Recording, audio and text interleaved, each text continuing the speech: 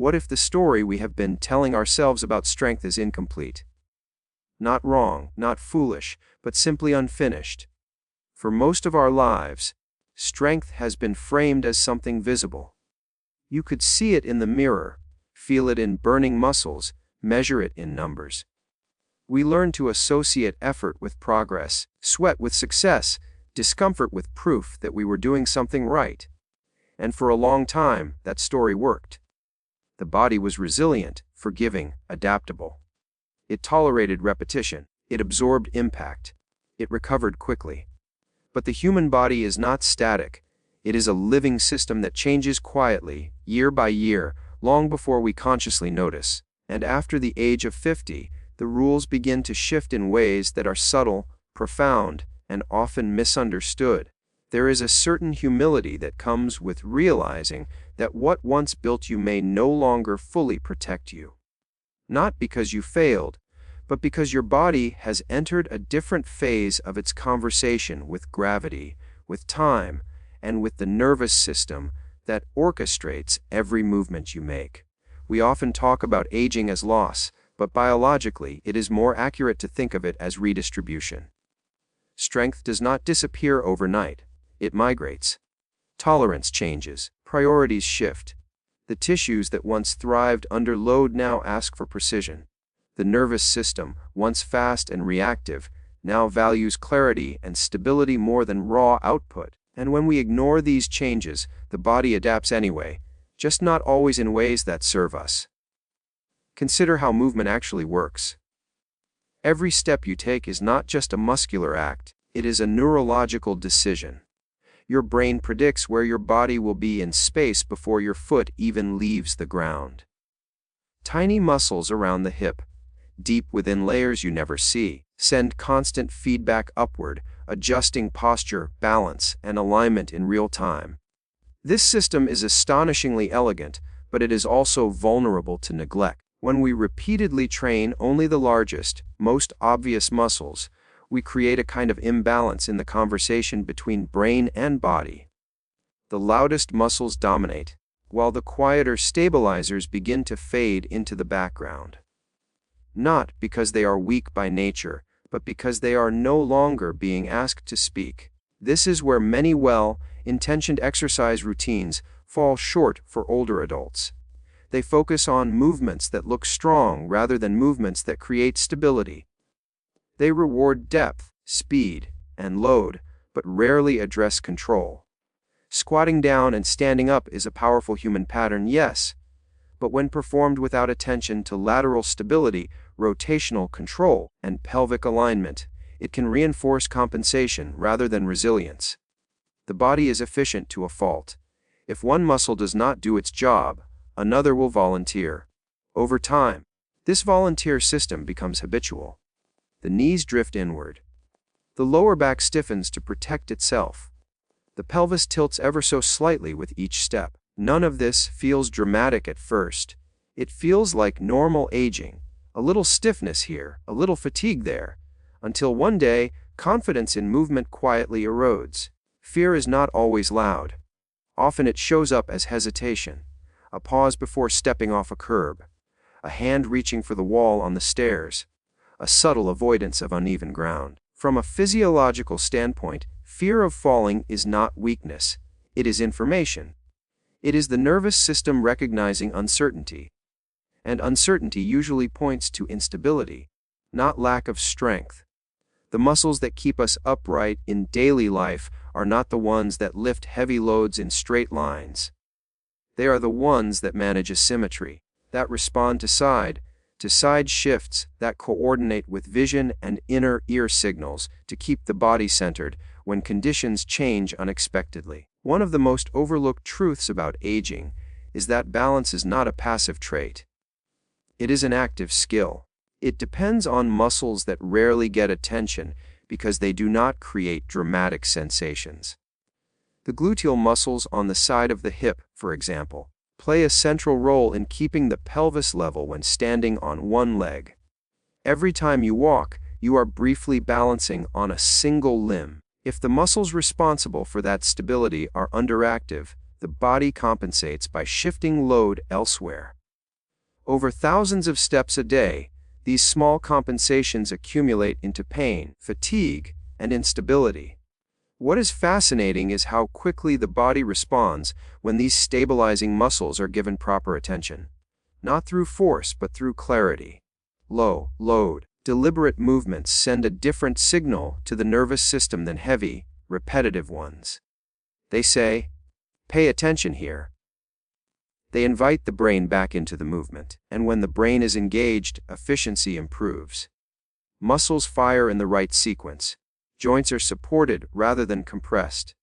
Movement becomes quieter, smoother, more confident. This is not about abandoning effort. It is about redefining it. Effort does not always need to feel exhausting to be effective. In fact, some of the most transformative changes in movement quality come from exercises that feel almost too simple to matter. Lying on the floor, lifting a leg a few inches, holding balance for a breath longer than usual. These moments may not elevate the heart rate dramatically, but they recalibrate the system that keeps you upright when life does not move in a straight line. Rotation is a perfect example. Daily life is full of twisting, turning, reaching, and pivoting. Yet many exercise routines avoid rotation altogether, fearing it may be unsafe. The problem is not rotation itself, it is unprepared rotation. When the hips cannot control rotational forces, the spine absorbs them. Over time, this leads to stiffness, discomfort, and a sense that the back is fragile. But when rotational control is restored at the hip, the spine is freed to move naturally again. Confidence returns, not because the body is stronger in the traditional sense, but because it is better organized. There is something deeply reassuring about this perspective. It removes blame. It reframes discomfort not as a personal failure, but as a signal that the strategy needs to change. The body is not broken, it is adapting to what it has been repeatedly asked to do. When we change the questions, we change the answers. When we ask for stability instead of strain, for control instead of speed, the body responds with a kind of quiet strength that is easy to overlook but hard to lose once regained. Independence, after all, is not built on maximal force. It is built on reliability. The ability to trust your legs when stepping into the shower. The confidence to turn quickly without thinking. The ease of carrying groceries without bracing for discomfort. These are not athletic achievements, but they are deeply human ones. They allow life to continue unfolding without constant negotiation with the body. There is also a philosophical layer to this conversation. Aging invites us to listen more closely, to notice patterns rather than chase extremes, to value sustainability over intensity. In many ways, this mirrors broader truths about life. What serves us at one stage may need refinement at another. Wisdom is not rejecting the past, but integrating it with present reality.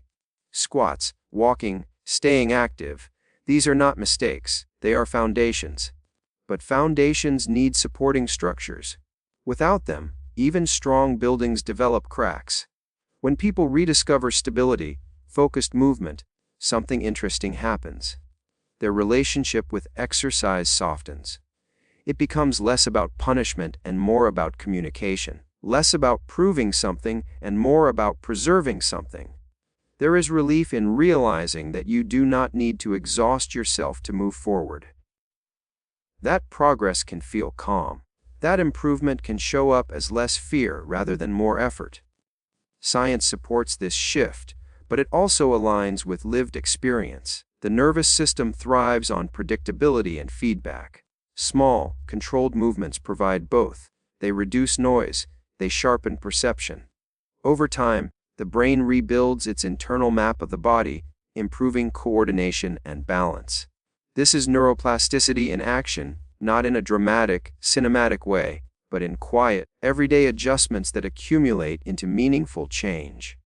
Perhaps the most empowering aspect of this approach is its accessibility. It does not require youth, perfect joints, or elaborate equipment.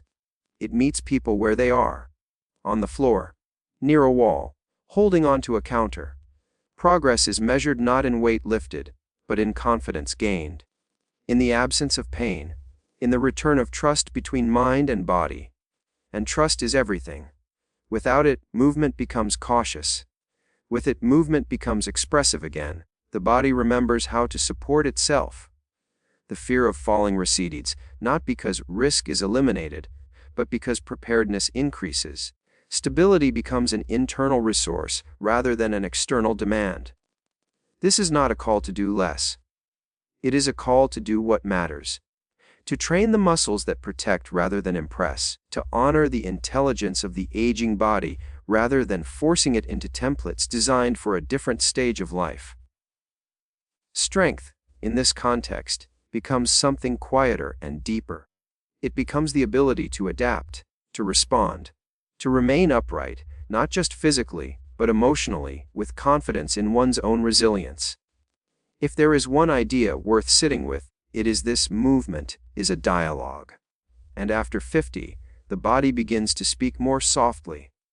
Not because it has less to say, but because it is asking to be heard differently. When we slow down enough to listen, we often discover that what it needs is not more force, but more care. Not more repetition, but more intention. And in that shift, something remarkable happens. Strength returns, not as something you perform, but as something you live.